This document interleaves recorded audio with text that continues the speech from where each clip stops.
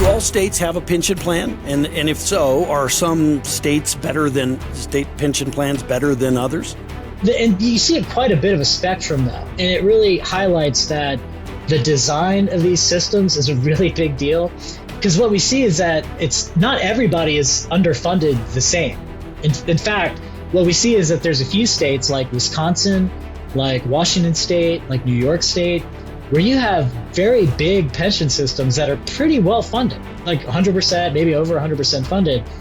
And when you get in, and it's inevitably, when you ask, what's the difference? Why are some 100% and some 50, 40, 30% funded?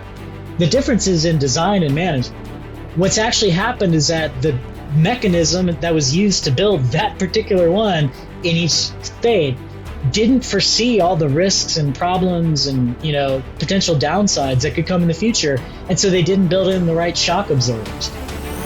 Americans are capable of achieving extraordinary things when they have the freedom and opportunity to do so.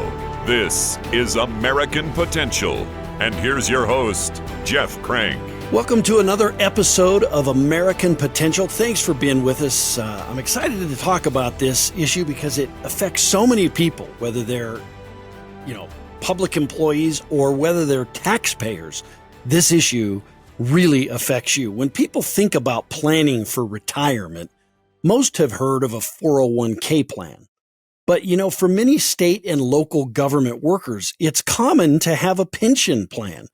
It sounds kind of nice to have a guaranteed income that's backed by law saying you have to receive it. But how beneficial is it to the employee?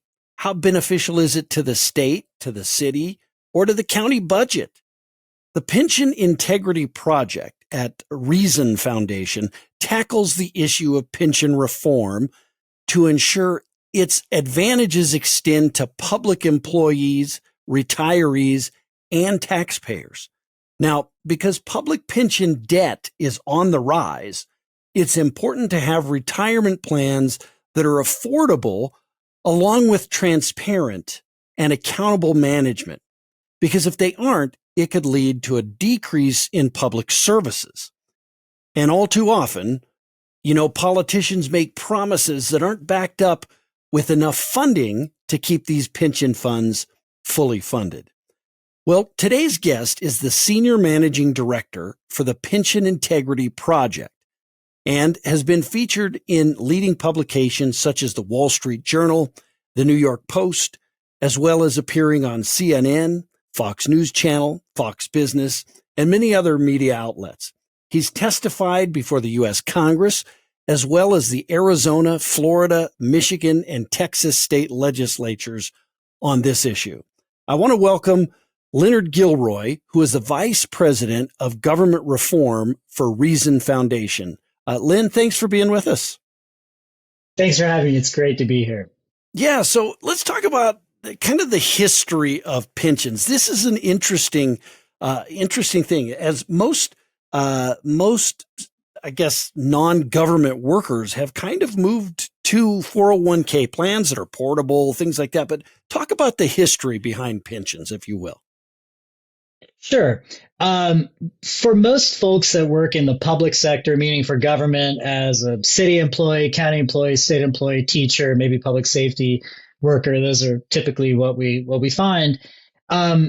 They've tended to historically, for the last century or so across the United States, it has been ubiquitous that they've been served by retirement plans that take the form of a defined benefit pension along the lines that you just described. What it basically means is that governments, at the employer in that case, hire someone, and essentially, if you agree to work for X number of years, then in retirement, the employer would then promise to provide an annual pension benefit for the rest of their lives.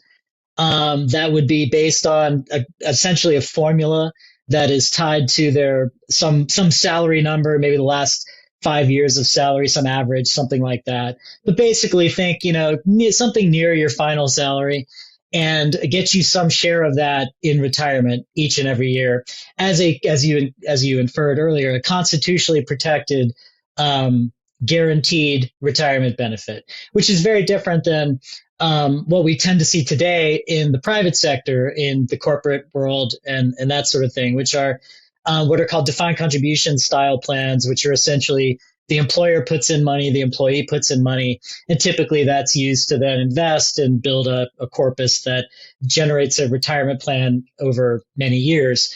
That's, you could say, self-directed and not guaranteed to make some specific number. So there is some risk. What we've seen is that historically, the public and private sectors used to be very similar up until about the 1980s, when the private sector started realizing, because they were offering the kind of essentially guaranteed type full life retirement plans. And then they realized in the 80s, 70s, 80s, into the 90s, a wave kind of went through the private sector world where they realized that the risks inherent in those kinds of promises, plus the costs of servicing and providing those benefits, tended to get way beyond what were originally anticipated.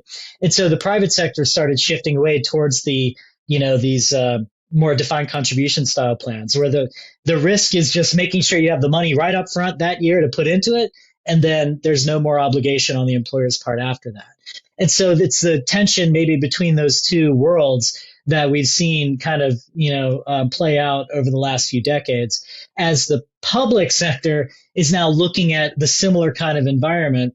Over the last 20 years or so, there have been a number of recessions and shocks in the system, for a variety of reasons, economically, that have hit public pension systems, and now have created over $1 trillion of unfunded public sector pension liabilities. And they're kind of in the same boat the private sector was years ago, when they were looking at it going, wow, there were risks that we didn't foresee, $1 trillion in unfunded pension liabilities, plus the rising cost of servicing those promises, which governments have definitely felt as well. So that's basically been the trend. So who is on the hook for this unfunded liability ultimately?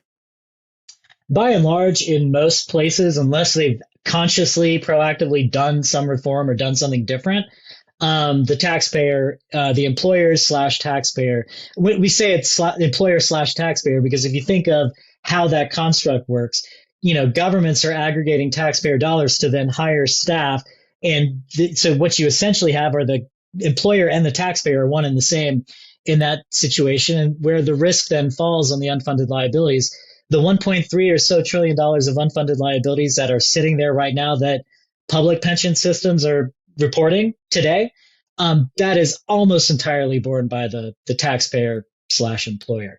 So if they run out of money, or municipalities, they get stressed fiscally. If a next recession comes and tax revenues drop, then what you start to see is pressure towards services being squeezed to make room for that obligated fixed benefit.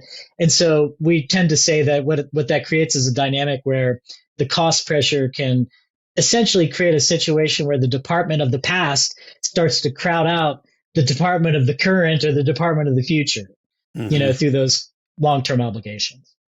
Yeah. So the people, the taxpayers, ultimately are on the hook, if you will, for these defined benefit plans. But they're also generally, those taxpayers are the same people who now have less certainty. They're not on a defined benefit plan. They're on a defined contribution plan, a 401k plan of some kind. So they have less certainty in their own retirement, but yet they're still being asked to kind of be on the hook for these defined benefit plans, right? Right. Essentially, I mean, it's a world in which taxpayers who by and large are not receiving, defined benefit pensions by and large in their normal life, are then inherently being asked to provide that for another group of workers, in the public sector. So it does create a disparity there between what the typical offerings are that you would find in those sectors. And it can create some tension, Sure. and frustration. Right. So now, do all states have a pension plan? And if so, are some states state pension plans better than others? Yeah, that's a great question. 'Cause it's pretty interesting. Not all states have Well, let me say this differently. All states have a defined benefit pension system right now, but not all are sending their new hires into it. Hmm. So Alaska, for example, is a state that has back about 15, 16, 17 years ago, made a big reform, basically stopped putting people into defined benefit pensions entirely, shifted to a defined contribution style structure. And basically, the bulk of, the vast majority of state, local workers, teachers hired in the intervening period have gone into that new system. So it's sort of a parallel system where essentially they're continuing to pay off the liabilities of the old system as they create a new vehicle for the future. Mostly, though, most states are providing defined benefit pensions or local governments. Some are at the state level, some just local governments run them themselves. So you see a big mix out there. The vast majority, though, are that. And you see quite a bit of a spectrum, though. And it really highlights that the design of these systems is a really big deal. Because what we see is that it's not everybody is underfunded the same. In fact, what we see is that there's a few states like Wisconsin, like Washington State, like New York State, where you have very big pension systems that are pretty well funded, like 100%, maybe over 100% funded. And when you get in, and it's inevitably, when you ask what's the difference between that and say Illinois or Kentucky or other states where you might have heard, have lots of unfunded pension liabilities, and it's been a very difficult slog trying to tackle it. What's the difference? Why are some 100% and some 50, 40, 30% funded? The difference is in design and management. And it's not that there's something inherently wrong with a defined benefit pension, just generally in theory. What's actually happened is that the mechanism that was used to build that particular one in each state didn't foresee all the risks and problems and, potential downsides that could come in the future. And so they didn't build in the right shock absorbers. And when you look at the ones who are 100% funded, or in Canada, all these like Ottawa, all these Canadian provinces out there have pretty well-run pension systems that are pretty affordable and are not massively underfunded. And it's the same thing. They built mechanisms into sort of shock absorbers that when markets go south, things change, things react. And that's what a lot of states just didn't have built in, was any shock absorber built in. So typically that's where a lot of the unfunded liabilities actually come from. So, and I'm somewhat familiar with Alaska and what's been happening there. There's lots of folks that try and make the argument that if you go away from a defined benefit plan to a defined contribution plan, and again, this is now most taxpayers would now be on a defined contribution plan. If they're still working, they're paying into a defined contribution plan. So what we're asking when we ask people to go to a defined benefit plan, if somebody's asking them to go to that, we're asking taxpayers to pay for a retirement system that they themselves generally don't have, right? And so I think that's important for us to understand. But there are some people that would make the argument that if you don't have a defined benefit plan in government, that you're not going to be able to get quality workers and retain quality workers. Is that the case? Have we seen that be the case? So we're seeing that argument a lot these days. We're hearing it in Alaska. We're hearing it in a variety of different red states, blue states, purple states. There's been a refrain post-COVID, post big increase in inflation that we've all experienced the last few years. There's been I would say, an energized attempt to go back and start looking at retirement benefits as some driver of the workforce, when what we've really just sort of seen is there was already a trend towards younger workers not working a full career at one employer. I mean, that's been a trend, like a long-term secular kind of trend going on for a long time. That's a generational shift. Nobody thinks about these days, anybody who has kids under 20, nobody talks about going to work for government or anywhere as if you're going to go work for life in one place. The data on college students exiting college and getting into the workforce would suggest that they have at least a handful of jobs in the first 5 to 10 years after leaving college and going in. Some go to be a teacher and they think it's going to be the thing they want to do for their career. And a few years in, they realize that it's not necessarily the job for them. I mean, we see that, and there's also just a pattern of folks wanting different types of career experience. So where they might want to spend some time in the private sector, maybe spend some time doing public service in the public sector, going back and shifting a career. You see a lot in things like IT, even, which is an increasing, function of government that is getting invested. We're investing in people to work more AI and machines and technology. And so that's the world that government needs to really be mapping its future toward. And in no private sector company are they basically saying, maybe we should reopen pensions to try to attract people. What they've got is a very competitive workforce right now. There's just not lots of jobs out there. I mean, we will see that shift at some point when the economy starts to cool and things take a different pattern. Then we're going to see the dynamic shift. But we were hearing from different states all the last 2 years, folks saying, well, look, it's a hard trying to recruit and retain people in the public service. It's just really hard trying to do that. And I think if you got a group of HR executives from both the public and the private sectors all in one room, they would all say the same thing. They would all say, it's hard hiring people. It's hard recruiting and retaining them right now. And so usually, though, in the private sector, what they do is they go, well, that's a signal. It's hard. What should we do? We'll throw more at salaries. We'll try to incentivize. We'll outcompete. And we will do that on salaries, not some hypothetical retirement benefit that you may not see, for 30 years, right?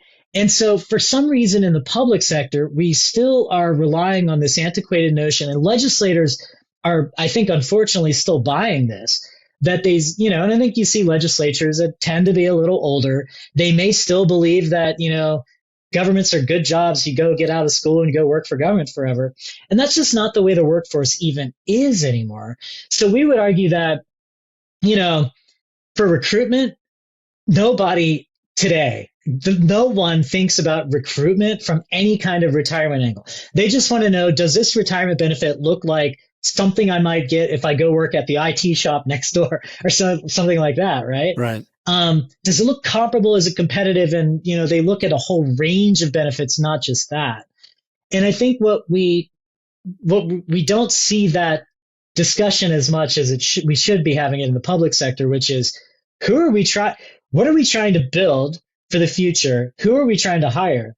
And we're basically trying to hire people that are in a competitive job market. So we believe at Reason Foundation, it doesn't say you shouldn't even offer a pension, but what we would say is the workforce dynamic today is one where recruitment and retention, nobody pays attention to retirement from a recruitment and retention standpoint.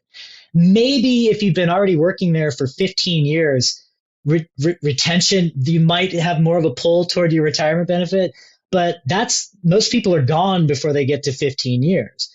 What we would say is that governments really need to be thinking about, who are you trying to hire? What is the best way to be competitive? And if you feel like you need a stratified system where maybe we would say it's perfectly rational, maybe have choices where you would default into a benefit that is kind of like Alaska, that would be more mapped to your actual workforce, which turns over quickly, where a pension is not going to benefit them. In fact, they leave money on the table when they leave early as an employee. It's kind of a perverse thing. We would say maybe aim at sort of more of like what the private sector prototype is, which is people who don't work full careers, give them the benefit that like a defined contribution plan, and build a good defined contribution plan that maximizes the benefit while people are working there. And then when they leave, they take a good benefit with them. So you become a good competitive employer. And then if you feel like you need to have that additional benefit for those who work a full career, you could, like the state of Florida, for instance, or Arizona or other states, have choice plans. Michigan Teachers works this way, where you have choices and you can default into one, but if it looks like you're going to stay there for a full career, maybe flip over to the other one and have a limited window. And then you build the pension to be like the ones that are fully funded, right? That don't go off the rails when markets collapse. And then you have, no matter which, if you have two good choices, one for the short career worker, one for the long career worker, and you build them both to be like good for taxpayers, good for the employee, risk managed to not have a lot of problems, that's a pretty good construct right there. So that was a long answer to your question. I'm sorry, but I mean, I think what's underneath your question is a bigger, need for Right. awareness about the workforce, how it's changing. So, Yeah, thank well, you. and let's, you mentioned something and I want to hit on this, like is just the portability of pensions. So let's take Right. two people, let's take someone who's in a 401k plan and someone who's in a defined benefit pension plan. And let's say that they're two employees, one works private sector, one works public sector.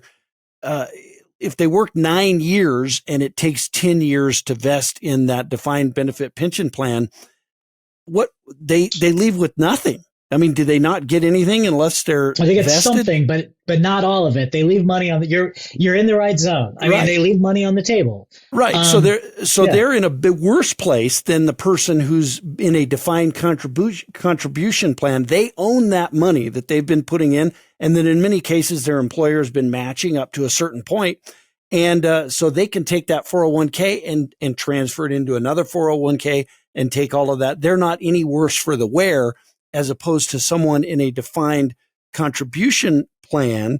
I'm sorry, a defined benefit plan would Right. would would would be hurt really by that, right? Right. I mean, the way that we tend to think of it is if we in pensions report all this really nerdy data that people like us like to go in and grab and play with. And when we do grab it and play with it, we see a dynamic that the curve looks a little different for every plan. But you can see how they assume people are going to go through the workforce. Like, because the pension system knows this better than anybody. They see when people get hired and when they leave, right? And it's all that's the basics of what they have to manage, right? Is when you hired, how much you got your starting salary, and then how salary changes and when you leave. Those are the big levers that they are working with, right? So they know it better than anybody. And when you look at their data, what we tend to see is that, imagine like you hired 100 people into a public workforce, into a pension system like this year. Okay. What we tend to see is that in most pension systems and most types of government employment, by year 5, which is when lots of systems would call that their vesting period. You alluded to that earlier. And that just means like basically you got to stick around that long just to be eligible for even a dollar, of the money that your employer puts in toward your benefit. So what that means is if you get hired as a teacher and you have a 5-year vest and you're in a pension system and you decide after year 3, wow, this was not what I expected. Or maybe, your spouse is in the military, gets relocated to another state and you got to go, whatever the circumstance is, and you exit, that means there are 3 years that you were in that system. The employer was putting in money every paycheck to your benefit. And when you leave, that stays and all you get back is what you put in. Mm-hmm. And then from that year 5 to whatever the full career is, that just means like the amount of employer money that you get back, it's like a sliding scale and you get all of it once you hit the full retirement.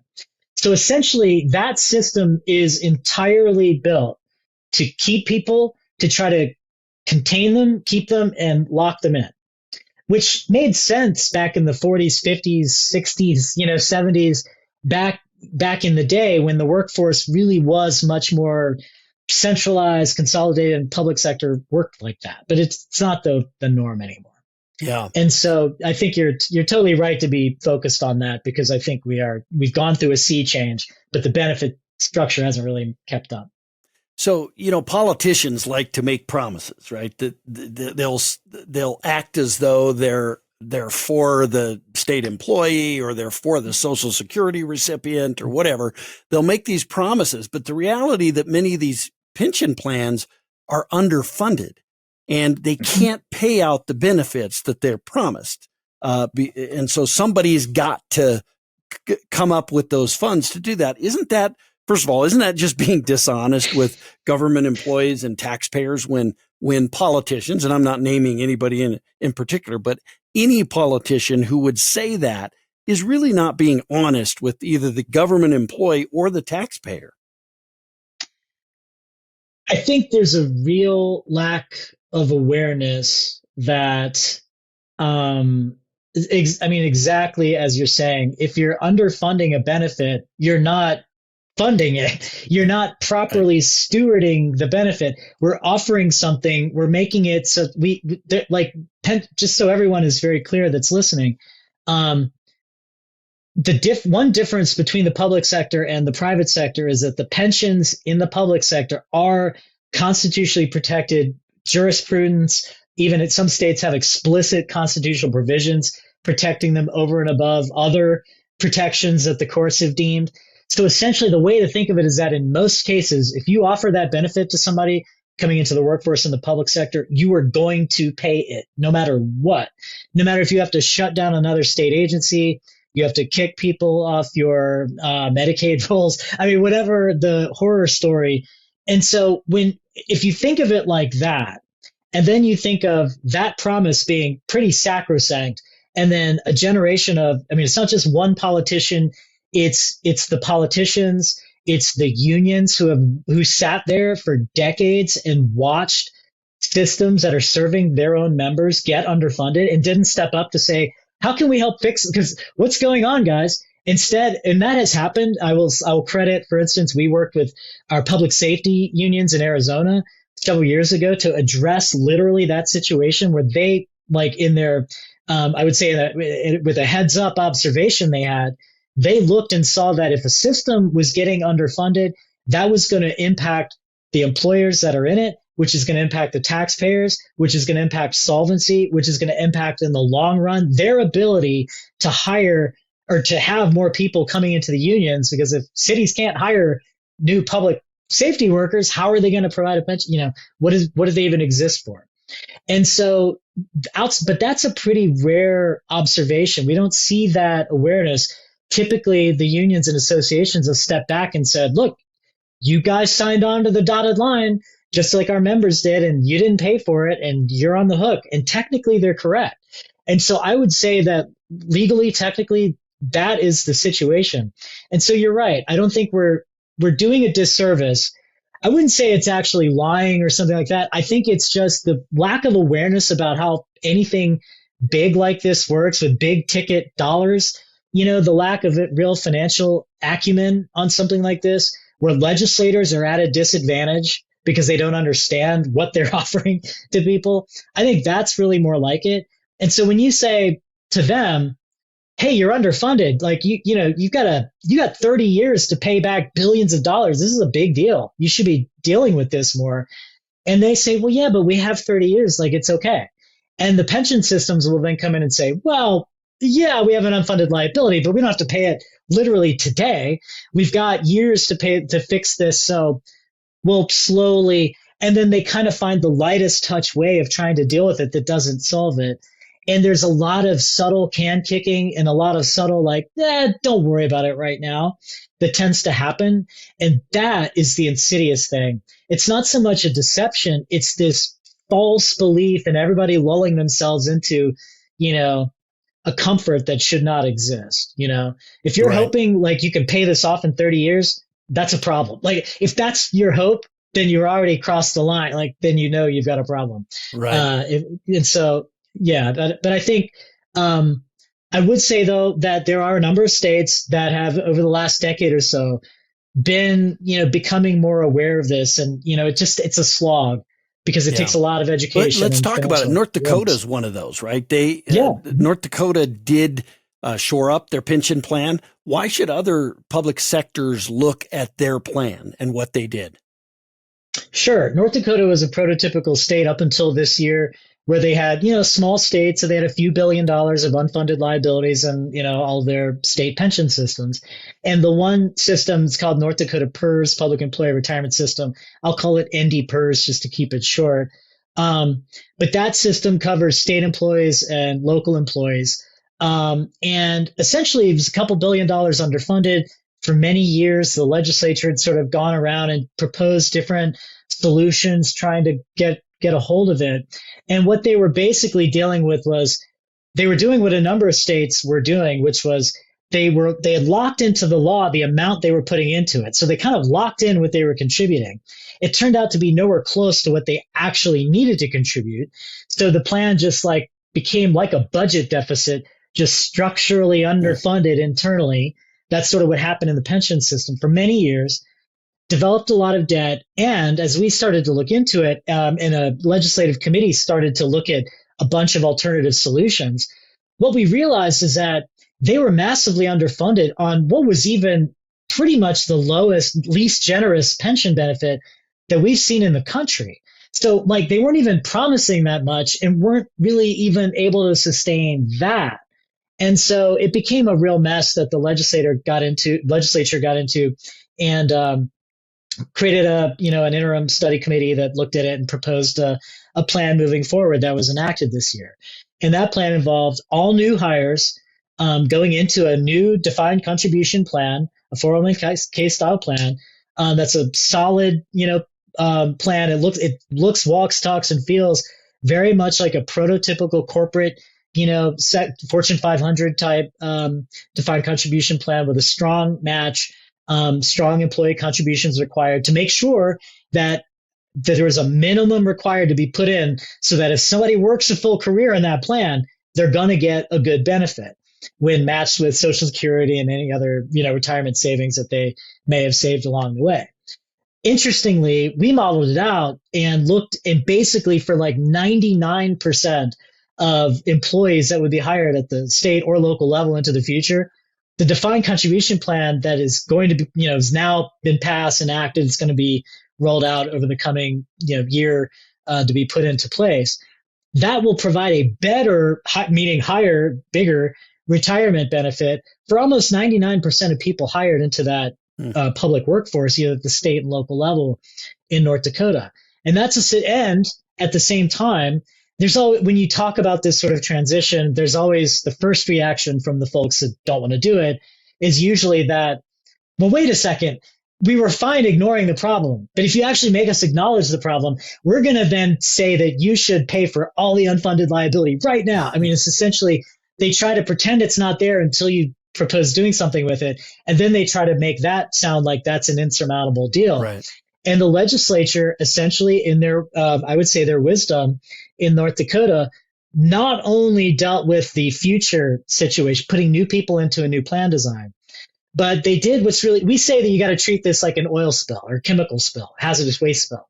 First thing you do is you got to cap the spill. And that's in this case, meaning you don't want more coming out as you're trying to solve the problem, right?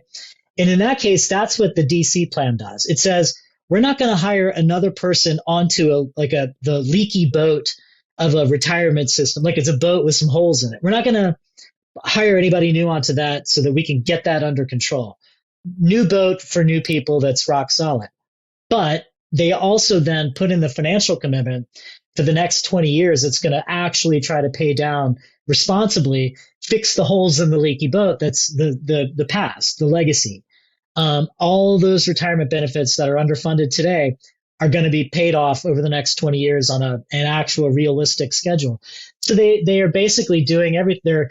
They're then cleaning up the spill after they cap the spill, if that makes sense from the oil spill analogy. And a lot of states do one or not the other and miss it, and then it never gets better. North Dakota is doing that together, both, and it's a well stewarded design. That's great. That's great.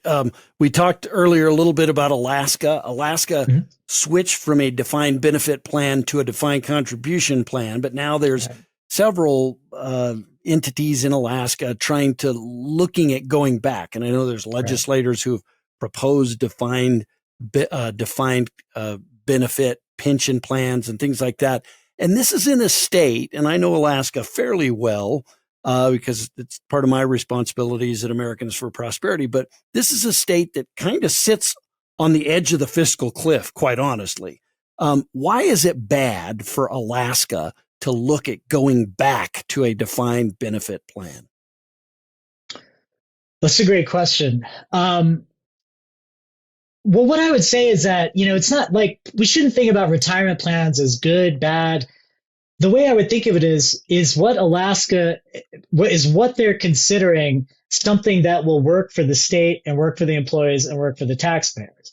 Because you can achieve a lot of these goals in an infinite number of ways. And what we've seen in Alaska is basically they did essentially think of Alaska as like North Dakota but like 17 years ago or something like that. Back in 2005, 6, they did essentially part of what North Dakota did. They actually didn't really pay off the legacy debt very well. But they did put everybody into a new plan design, so they got part of it right. But they could improve that. If you're looking at the workforce, let me answer it maybe this way. There's an infinite number of things that you could do if you're sitting there as Alaska going, well, maybe we think we've got, challenges, or folks are asking for different kinds of changes to their benefits. What's happened in Alaska is every year since they went away from a traditional pension, there's been a bill proposed to go back to a traditional pension. And that went nowhere for about a decade or so. And then the last few years, though, it's gotten some life. I think some of the proponents, both you had COVID, you had a massive shift societally that sort of happened with COVID. Then you had the inflation factor, and all of that started to hit at the same time. And what we saw is they came back with an amended idea of going back to a pension, but we'll tweak it in ways so it won't be as risky as the one that was there before. And when I kind of caveat my answer, I would say what they're doing in Alaska right now is proposing essentially a very lightly adjusted version of the old system. They will claim that it's very different, but when you really get down to the details, it's not that different. What they're proposing is going back to a risk-laden pension system. If Alaska were talking about, for instance, like what Utah did years ago and said, hey, if you want a pension, sure, you can have that. How about, the state will treat it like a defined contribution plan. We'll put in X amount, and then the employees take all the risk, even unfunded liabilities. I don't think anybody would have that big of an issue with it. But that's not what they're proposing. What they're proposing is we're going to change a few things in the details, sell it as we can't recruit and retain people in Alaska anymore because we have this retirement benefit over this one, which doesn't make much sense in the modern workforce, but that's the argument.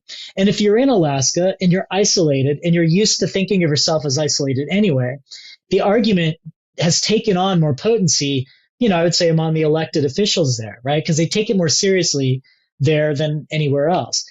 What we see is that, look, there's an infinite number of ways to skin the cat. If you want some other retirement system, there's 50,000 different ways to build that, not just this one. Not one that would create, by our modeling and logic that we've published and it's out there in the field, billions and billions of dollars of additional risk on top of a pension system they never paid off yet from when they closed it, right? And so we would think of that as like almost doubling down on not solving their problem entirely.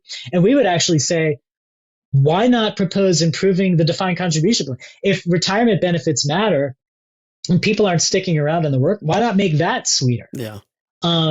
There's even a whole section of teachers. Alaska is another state where most people probably don't realize this. There's over 10 million public employees in the country, mostly teachers, that are not in Social Security. It was thought back in the day when Social Security was created and states had pension systems, many did not join, many of the, for instance, states did not join into Social Security thinking we've already got this for our employees. So why, they weren't having people move in and out of employment. And Alaska was one of them. So when they went back and they did a defined contribution plan about 15 years ago, they did not have Social Security, and they even added an additional benefit to replace it. And so nobody knows this outside of Alaska, but everybody but teachers in Alaska is in a defined contribution plan, no Social Security, but then they get what would have been put into Social Security, both from the employee and the employer, put it into another DC plan, another defined contribution plan that is invested. It's going to do way better than Social Security and provide a dual benefit, both through defined contribution mechanisms. And so we look at that and say states should be looking at those kinds of ideas, not looking to retread, go backward, reopen risk where you don't need to take any more on, especially in a state like Alaska, where you mentioned a fiscal cliff. I think a lot of people think that Alaska can just do whatever it wants because they don't have taxpayers. They have, oil and gas money and all of that. But that's not, I don't think, a realistic way to think about the retirement benefits that you offer, nor your sort of long-term spending. So Right. Well, Len, thank you. If people Sure. want to learn more about the Pension Integrity Project, where can they go? Reason.org, reason.org. That's Reason Foundation's research website. And, it's the sister website of reason.com, which a lot of folks that are familiar with our journalism will be aware of. But if you go to reason.org, there will be a pension header at the top, and you can just click on that and find all kinds of nerdy charts and analysis. And we're always happy to talk to folks directly, too, because this is complicated material. Well, So. yeah, it's complicated, but it's important. And I want to thank you for taking the time to go over it with us today. Well, thank you too. AFP has been a great leader out there in all the states, helping really make the case for solvency of public sector pensions. And so just want to acknowledge AFP for that too. Very few out there doing that work. And we're happy to be joined alongside by AFP out there. So thank you for great. that.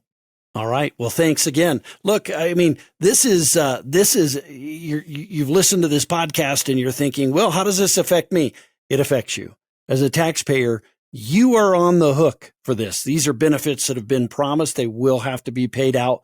And so it is best for politicians not to delay fixing these systems and solving that problem. If they do it today, as opposed to 10 years from now, there's going to be a lot less pain to do it. They should do it right now if there is that liability that's there. Thanks for joining us. And just keep in mind, this is our country, liberty and freedom. They're easily taken for granted. Don't take liberty and freedom for granted. Go out there, defend freedom, defend liberty. Thanks for joining us. Thank you for listening to American Potential. You may listen to more stories from Americans working every day to expand freedom and opportunity in their communities by visiting AmericanPotential.com.